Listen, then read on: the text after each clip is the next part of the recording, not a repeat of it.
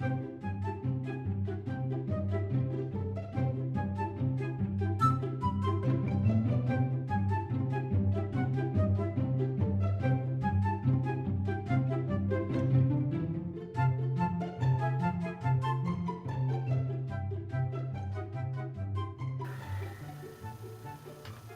for Cinema Classics comes from Film Columbus, enriching our community to make Columbus a destination for film education, exhibition, and production. Learn more at filmcolumbus.com.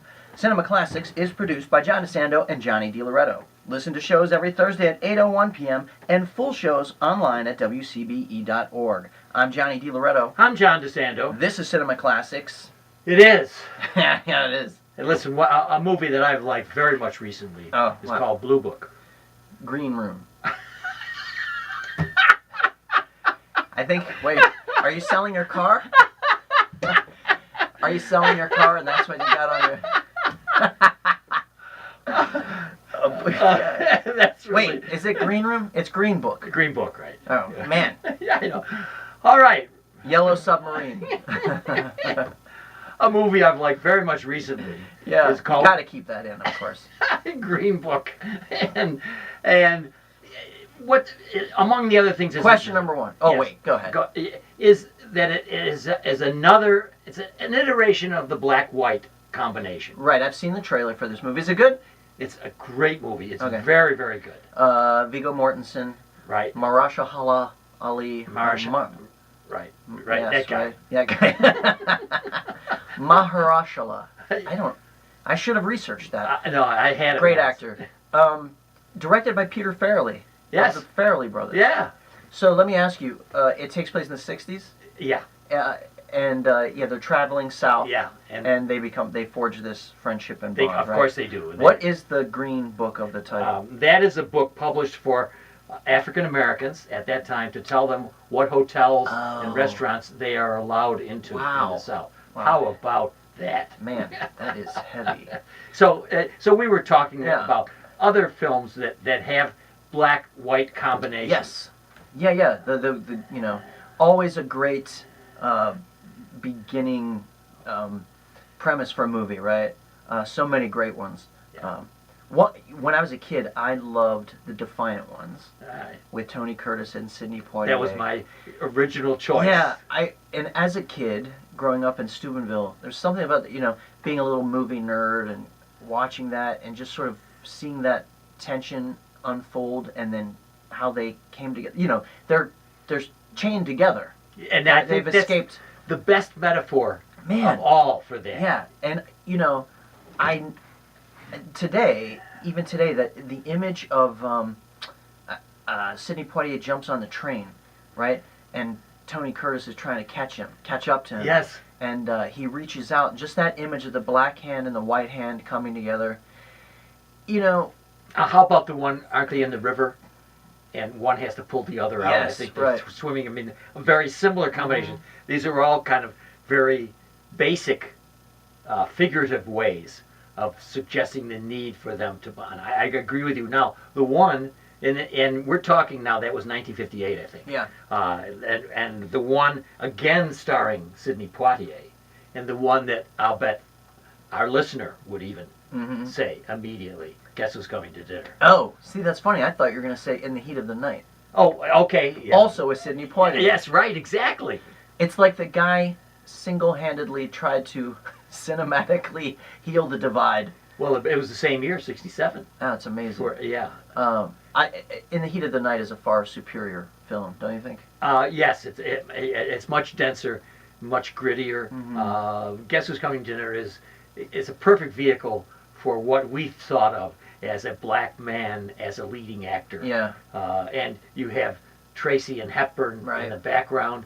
You got a great cast, but certainly none of the Rod Steigerish toughness. Well, now if you're going to go down the Guess Who's Coming to Dinner route, I wasn't prepared for that because that's a whole nother ball game, right? The interracial romance. Yes. I want to jump back to interracial friendships. All right. Male friendships. Yes.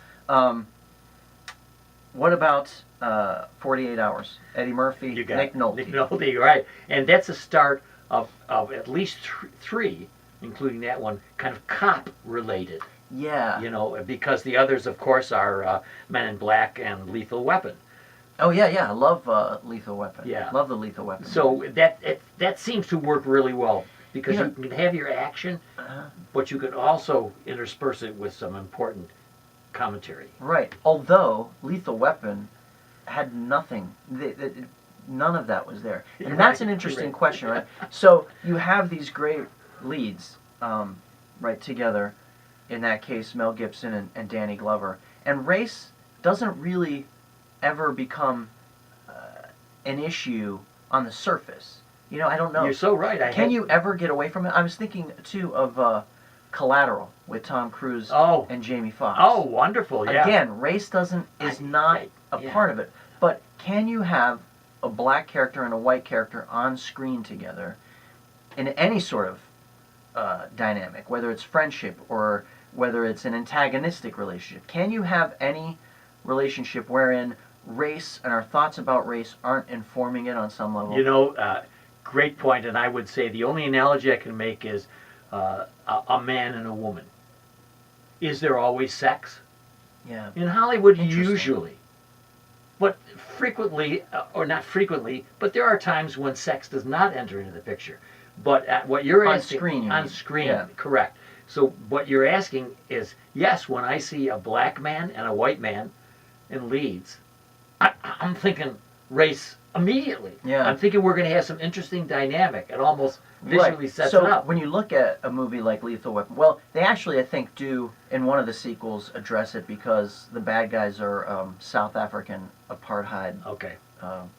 bad dudes. Yes. So, but when it isn't, okay, so you have a movie like 48 Hours, right? Yeah. Where Eddie Murphy is kind of definitely is playing against Nolte's stiff whiteness, right? And he talks about it, and then he has that great And scene Murphy in the bar Yeah.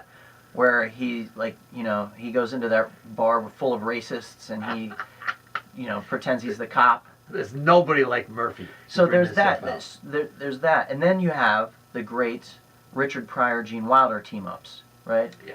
And Richard Pryor was always Silver kind of Streak, right? Is Silver that- Streak, Stir Crazy, Oh, See No God, Evil, yeah. Hear No Evil. That's back in the 70s now, 76. Well, Silver Streak, Yeah, 76. yeah. Then I think Stir Crazy is like 80 or something like that. Oh, But in those movies, also Richard Pryor, even though they're friends, they weren't antagonistic like Nolte and Murphy, right? But even though they're friends, Richard Pryor is kind of walking Gene Wilder through the black experience, or he's telling him like Yes. you got to be this, you got to Yes, do this. yes, you know? yes, yes. It's been so many years since I've seen that any of those movies. well, but let's update. let's do it. And let's get out to last year. Yeah. Oh, let's get out. Get out. Get Out. Oh yeah, another That's a Guess Who's Coming to Dinner. meets the Moder- Twilight Zone. Modernized, yeah, Yeah. into a horror film, which to me, like the cop setup, allows you to do a lot of things that aren't race related. Mhm. But in fact, this one is right in your face race related. Yeah. I mean, we have robotic people who are blacks who are servants of this white Yeah, right. enclave. Yeah. And so you're hitting it really hard. Whereas with Sidney Poitier, because he's so smooth and he's a scientist, physician, or whatever, he's world renowned, it's a big setup to make sure we adore Poitier. Right. See, and that's the problem with a lot of these movies, right? So they take these premises and then I don't know. Are they just there to make white people feel better? Who are they? Mean? They some of these movies like that are like Healing the Divide. Get Out certainly is not there to make white people feel better, but movies like Lethal Weapon and Yeah. and the Defiant Ones. And, Yeah. these kind of facile sort of a black guy and a white guy Yeah. become friends, and now you can leave the theater feeling better about You're yourself. very good, yes. Right? Then, but as it gets modern, Which, by the way, I never feel better about myself. It doesn't matter what the movie is or the premise. oh, of course it isn't right. And then you look at Django Unchained, Mm-hmm. The Hateful Eight. Yeah, You've got different takes on those for sure. that Where may not be race related. Yes. maybe related to but the tension actors. is there, right? It's- Oh, now that you bring that up, Unforgiven. That might be one of the great Oh my goodness! Why? How did I miss that? black Yeah. and white male friendships Yes. on screen. Yes. And again, now you're seeing Morgan Freeman as a cowboy, right? He never mentions one time that he's black, Oh. right? But when Gene Hackman kills him, he beats him to death with a whip. Yeah. Suddenly, all the unspoken things that in that movie that were, that were unspoken come screaming to the surface. And I didn't even know if it's related, but the image that comes to my mind is having Freeman in the what do you call the casket? Oh yeah, right. It's Oh, on it's the terrible. street. I know what. Well, look at. Yeah.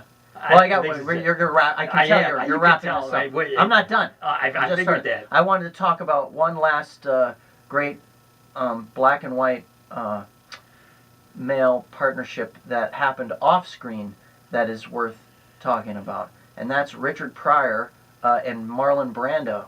They had a little tryst. Did you know that? Oh no! What do you mean? Sexual. Get out! Yes. They No, had that. sex. Come on. I know most of the biz. I'm telling you, Richard Pryor. Look it up. Richard Pryor and Marlon Brando. They used to have sex, and his widow confirmed it. Pryor's widow confirmed it, and Quincy Jones also confirmed it in an interview. Well, the heck with that. Also, Marlon Brando, I guess, apparently would just anything and anyone were fair game. Well, you know what we need to do? Um, We need to look at a Brando film. Maybe we should have a show on Bernardo Bertolucci. let's do that. Right.